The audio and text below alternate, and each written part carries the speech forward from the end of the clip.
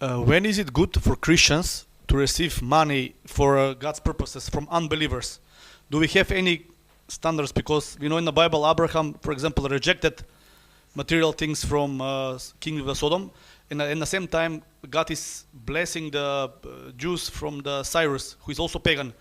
And today we know, at least in Croatia, I don't know in other countries, people who are churches who are recognized by the government, they're getting money, Okay. and they're paid like they're like, I mean, they're working for the government. So when is it good, or when is it not good people to receive money from people who are not Christians? Okay. So, first question is basically, is it okay for Christians to be helped or supported by non-Christians? That would be the first question. And what do you think the answer is? Yes or no? Is it okay? Right? Okay? I think it's okay, right?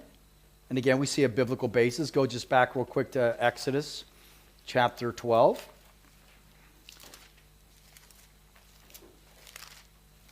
You guys remember the Passover? You remember when God used the Passover to set his people free out of Egypt?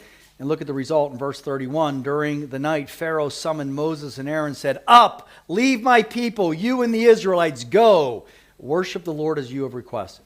Take your flocks and herds, as you have said, and go, and also bless me." The Egyptians urged the people to hurry and leave the country, for otherwise they said, "We're all going to die." So the people took their dough before the yeast was added and carried it on their shoulders in kneading troughs wrapped in clothing. Watch this. The Israelites did as Moses instructed and asked the Egyptians. Were the Egyptians believers or pagans? Pagans. They asked the Egyptians for what? Articles of silver and gold and for clothing. In other words, the Egyptians were going to finance the trip for the Israelites to the promised land, or at least part way. Did God like that request? How do you know, Melody? Good. Verse 36, the Lord had made the Egyptians favorably disposed towards the Israelites. In other words, God moved the hearts of the pagans to provide for God's people. And they gave them what they asked for, so they plundered the Egyptians. Go to Ezra real quick. We looked at this Thursday night. You have one you referred to in your question. Let's just look at it. Same thing.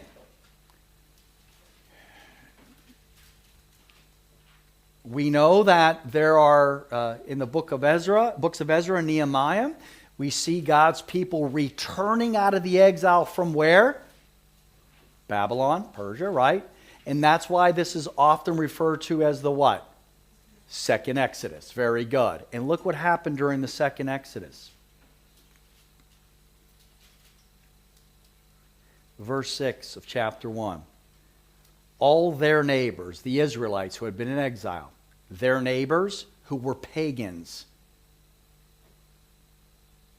all their neighbors did what? Assisted them with articles of silver and gold, with goods and livestock, and with valuable gifts, in addition to all the free will offerings to build the Lord's temple. So do we see, watch me, Exodus out of Egypt, pagans financed God's people. Exodus out of Babylon, pagans financed God's people. Is it wrong for God's people to be helped by non-believers? No. However, do believers have to be very careful with receiving money and support from non-believers? Yes or no? How do we know that? 1 Corinthians 6.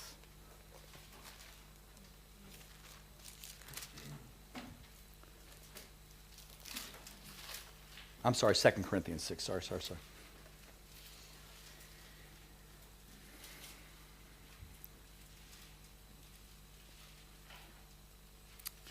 Verse 14. Single people, do not be yoked with unbelievers.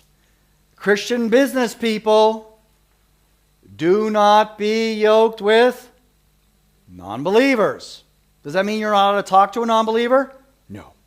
Does that mean you're not allowed to receive support from a non-believer? No. Do not be what? Yoked. Think of a yoke, okay?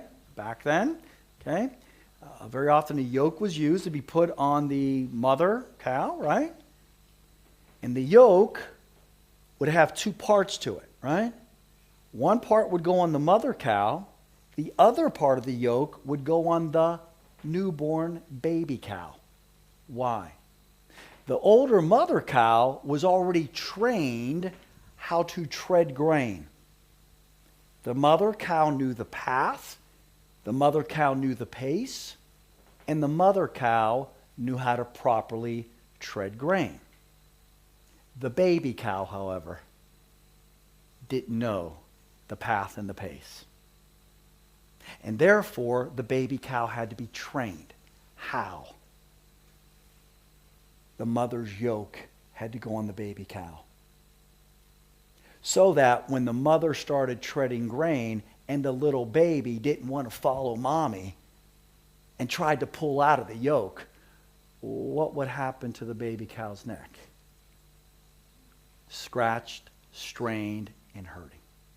After a while, the baby cow finally started to learn the path and the pace, and now was equally yoked, at least under the same yoke going in the same direction of the mother. And that's how a baby cow learned how to tread grain. You guys didn't know that, did you? You didn't know I was an expert on farming, did you? I'm not.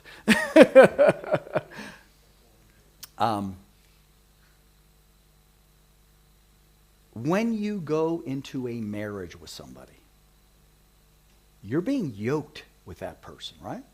You're supposed to go in the same direction. Same path, same pace, yes or no? When you go into business partnership with somebody, would you say you're being yoked with that person? Sure you are. I've seen so many business relationships, well, marriage relationships also, fall apart because people were unequally yoked. Look, in my marriage, we have one boss. No, it's not me. It's Jesus Christ. He's the boss. We listen to his voice. And if Danielle, one of us, kind of go off path, we listen to the voice of the master to get us going in the right direction, right path, right pace. That's the way we do it. And that's why our marriage works. Okay? But I've seen marriages where people try to get this going. Doesn't work. Believers going this way, non-believer starts going this way. Oh, at first the non-believer will start following you. But then when there's pressure because of the word, to follow the word and obey the word and submit to the word, usually the non-believer goes, thanks, but no thanks. And now you've got a marriage that's going in two different directions. It's the same with business partnerships. I've seen it time and time again. I've counseled more men than I can count when it comes to business partnerships where they've been unequally yoked. I have told men, do not go into this business partnership. It is doomed for failure. Why is that? Well, who do you worship, believer? I worship Jesus Christ. Who does your non-believing business partner worship? Money. You got a problem. It's a problem.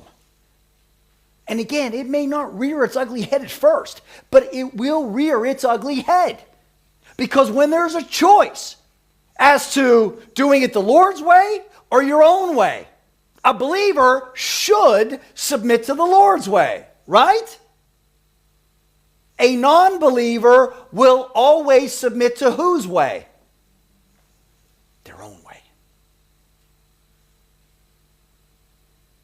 So, do not be yoked together with unbelievers. If non-believers want to finance or support you for something as a believer, okay? Is that wrong? No. But you've got to make sure there are no strings attached. Because if a non-believer says, here is some support for your trip, or for your ministry, or for whatever. And, here, take the money. But you can't, because I've got some strings attached. And watch me, with this money, I tell you how to handle things. Is it wrong for a believer to take that money? Absolutely. Danielle and I have turned that down numerous times. We've had some very attractive offers. Very attractive offers from non-believers.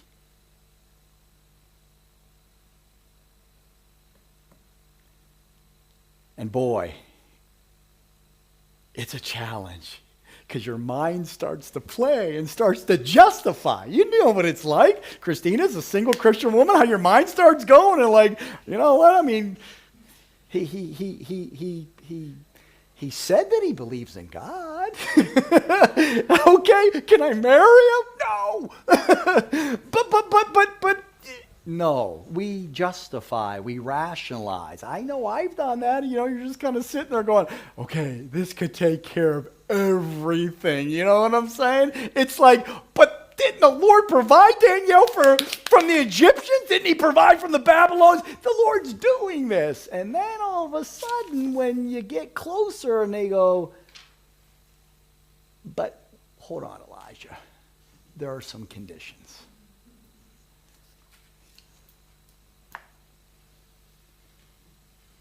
There's no choice for us to make. Do not be yoked together with unbelievers, for what do righteousness and wickedness have in common? What's the answer? Nothing. What fellowship can light have with darkness? What's the answer? Nothing. What harmony is there between Christ and Belial, Satan? Nothing. Should Christ and Satan go into a business deal together? Should Christ and Satan go into a marriage together? Or what do a believer and a non-believer have in common? What's the answer? Nothing. Now, does that mean you put on a radar detector, non-believer, stay away? No. We had our theological cafe group last night. We had 3 professed atheists there last night, but by the end we had them reading the Bible with us, right? It was great. Wonderful people.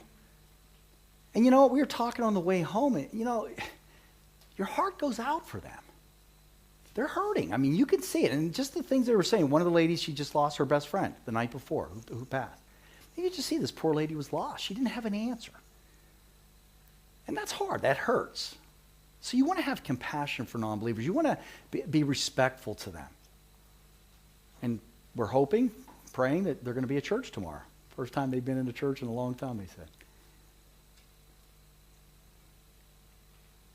But you have to be wise. The word yoked is the key. So, Elijah, Samantha, be careful who you bring home one day. Because not only do you have mom and dad who are trained with guns, you have Pastor Andrew, who's trained with the Bible. Good. All right. Did we answer that question?